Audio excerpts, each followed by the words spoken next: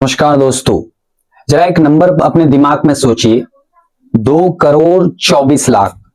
ये सिर्फ एक आंकड़ा नहीं है, ये उन कप सिरप की बोतलों की तादाद है जो उत्तर प्रदेश के बाजारों में बिकी है। ये वो नीली जहरीली बोतलें थी जो एक सिंडिकेट ने, एक माफिया ने हमारे और आपके भाई बहनों को पिलाया है, भाई बहनों तक पहुंचाया है। लेकिन आज की सबसे बड़ी, सबसे हैरान करने वाली और शायद सबसे शर्मनाक खबर यह है कि सरकार का कहना है कि उत्तर प्रदेश में इस जहर से एक भी मौतें नहीं हुई है। जी हां, आपने सही सुना, 2 करोड़ से ज्यादा बोतलें बिक गई, लोग पी बैठे हैं, नशा भी लगा है, माफियाओं ने कोठियां भी भाई साहब खड़ा कर ली है। लेकिन सरकार यही कह रही है कि सब चंगा सा है, किसी की जान नहीं गई। तो सवाल ये उठ रहा है दोस्तों कि क्या वो 2 करोड़ बोतलें हवा में उड़ गई, या वो अमृत था जिसे पीकर लोग अमर हो गए हैं। आज इसी सफेद झूठ और उसके पीछे छिपे काले सच की पड़ताल करेंगे। मामला विधानसभा में तब बुरी तरह गर्मा गया जब समाजवादी पार्टी के विधायक अपनी सीटों से उठकर सीधे वेल में आ गए। भाई, वो चिल्ला चिल्ला कर मांग कर रहे थे कि प्रदेश में जो ये कोडिन कफ सिरप कांड हुआ है, इस पर चर्चा कराइए। लाखों बच्चों की जिंदगी का सवाल है।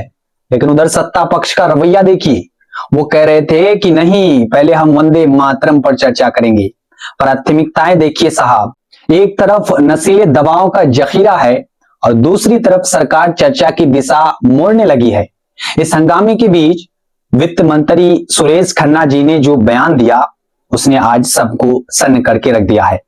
उन्होंने भरे सदन में दावा किया कि कोडिन सिरप से यूपी में एक भी मौतें न हुई है। उन्होंने कहा कि विपक्ष बस माहौल खराब कर रहा है, सरकार ने तो दोषियों को जेल भी भेज दिया है। अब जरा आप ठंडे दिमाग से सोचिए, एक तरफ 2 करोड़ 24 लाख नशीली बोतलें हैं और दूसरी तरफ सरकार का दावा शून्य मौतें। क्या ये गले उतरता है भाई साहब? ये बात इतनी गंभीर इसलिए है क्योंकि आज ही अमर उजाला अखबार ने एक ऐसा खुलासा किया जो नींद उड़ाने वाली है। खबर के मुताबिक इस पूरे कांड का जो मास्टरमाइंड बताया जा रहा है शुभम, उसने अकेले 2 करोड़ 24 लाख बोतलें बेची है। मंत्री जी, मेरा आपसे सीधा सवाल है, ये 2.25 करोड़ बोतलें क्या गटर में बहा दी गई भाई साहब? क्या किसी भी बच्चे के मुंह में यह सिरप नहीं गया? आप कैसे इतनी निश्चितता से कह सकते हैं कि मौतें नहीं हुई है? क्या आपने हर उस घर का दरवाजा खटखटाया है जहां ये बोतलें पहुंची? असलियत यह है कि आप आंकड़ों की बाजीगरी से अपने जवाबदेही से बचने की कोशिश कर रहे हैं। लेकिन कहानी में अभी एक और ट्विस्ट आता है और ये ट्विस्ट बताता है कि सुरेश खन्ना जी का यह बयान इतना कॉन्फिडेंस क्यों था। अमर उजाला ने लिखा है कि आरोप शुभम के पुश्तैनी घर से कुछ डायरियां और दस्तावेज मिली है। जानते हैं उनमें क्या है भाई साहब? उन दस्तावेजों में आधा दर्जन से अधिक नेताओं एवं बड़े माफियाओं और 2 ड्रग इंस्पेक्टरों को दी गई मोटी रकम का हिसाब है। दोस्तों, आप समझ रहे हैं खेल को? आधा दर्जन नेता, ये नेता कौन है? जनता को जानने का हक है। जिन ड्रग इंस्पेक्टरों का काम था इस जहर को रोकना, वो खुद अपने जेब भर रहे थे। जाहिर है, जब हमाम में सब नंगे हैं तो कार्रवाई किस पर होगी?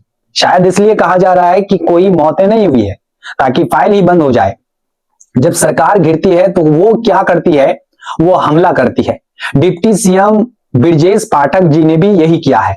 उन्होंने कहा कि सपा वाले सत्ता की भूख में चिल्ला रहे हैं, इनका गरीबों से कोई लेना देना नहीं। सपा राज में अस्पतालों को तबेला बना दिया गया था। ब्रिज जी, ये पुराना टेप अब घिस चुका है। 8 साल से आपकी डबल इंजन की सरकार है। आप कौन से खेत में हल जोत रहे थे इतने सालों से? अगर आप सपा ने तबेला बनाया था तो आपने उस तबेले में ये कोडिंग सिरप का कारखाना क्यों चलने दिया? विपक्ष सवाल पूछ रहा है तो आप इतिहास खोलकर बैठ जाते हैं। लेकिन विपक्ष भी इस बार चुप बैठने वालों में से नहीं है। नेता प्रतिपक्ष माता प्रसाद पांडे ने सरकार को एक बहुत बड़ा चैलेंज दे दिया है। उन्होंने साफ कहा कि अगर इस धंधे में सपा का कोई आदमी शामिल है तो उसका घर बुलडोजर से गिरा दो, हमें मंजूर है। लेकिन शर्त यह है कि जो आपके बगल में बैठे हैं, जिनका नाम उस डायरी में है, बुलडोजर उन पर भी चलाना चाहिए। क्या सरकार में इतनी हिम्मत है कि वो अपने ही लोगों पर या उन आधा दर्जन नेताओं पर बुलडोजर चलवा सके जिनका जिक्र डायरी में है? या फिर बुलडोजर का स्ट्रिंग सिर्फ विपक्ष और गरीबों की तरफ मुड़ता है? सपा विधायक संग्राम सिंह ने तो साफ आरोप लगाया है कि सरकार कोडिन माफियाओं को संरक्षण दे रही है। उनका कहना है कि मुख्यमंत्री जी ने फोटो तो दिखाई, लेकिन बुलडोजर शांत क्यों है? क्योंकि तार बहुत ऊपर तक जुड़े हैं। हमने यानी हमारी टीम ने जब ग्राउंड जीरो पर जाकर लोगों की नब्ज टटोली तो एक और डरावना सच सामने आया भाई साहब। लोग जानते सब हैं, लेकिन खौफ इतना है कि कोई बोलना नहीं चाहता।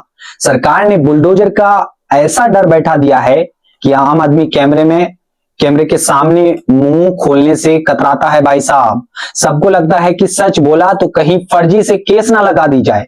सब कुछ राम भरोसे चल रहा है। सदन में भाजपा के नेता कह भी रहे थे कि बस राम नाम का जाप कीजिए, सब ठीक हो जाएगा। तो हमने यानी हमारी टीम ने ये सब रिसर्च आज किया है। तो भाई साहब, अगर कोडिन कफ सिरप से कोई मौतें नहीं हुई तो फिर तो वाकई सब चंगा ही है। फिर तो हमें आंखें बंद कर लेनी चाहिए। अंत में मैं तस्वीरें वाली राजनीति पर एक बात कहना चाहता हूं। आज कल चलन यह है कि किसी अपराधी की फोटो किसी नेता के साथ वायरल कर दो और कहो कि ये इनका आदमी है। लेकिन साहब, अगर मेरे साथ खड़ा होना वाला माफिया है तो मेरी जो तस्वीरें तो मुख्यमंत्री जी के साथ भी हो सकती है भाई साहब। मेरी तस्वीरें डिप्टी सीएम साहब के साथ भी हो सकती है। और वो माफिया जिसकी बात हो रही है उसकी तस्वीरें तो सत्ता पक्ष के कई दिग्गजों के साथ भी हो सकती है। तो अगर तस्वीरें ही सबूत है तो फिर लपेटे में तो सब आएंगे भाई।